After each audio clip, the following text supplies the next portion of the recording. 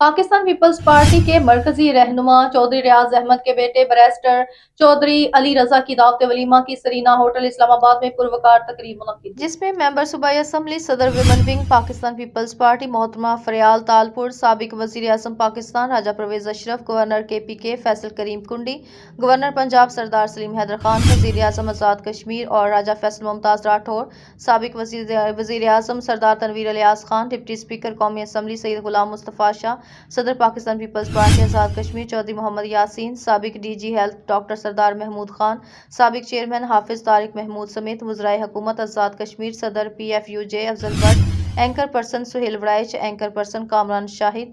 Anchor person Nayyar Ali Rana, Mubashir Amir Mateen, senior सहाफ़ी सरदार रज़ा खान, वज़राए हुकूमत फाज़िल नकवी, कासिम मजीद, चौधरी रशीद, पाकिस्तान पीपल्स पार्टी के सीनियर रहनुमाओं समेत मुख्तलिफ शोबाए ज़िंदगी से ताल्लुक़ रखने वाले अंदरूनी और बैरूनी ममालिक के मुअज़्ज़िज़ीन की एक बड़ी तादाद मौजूद थी।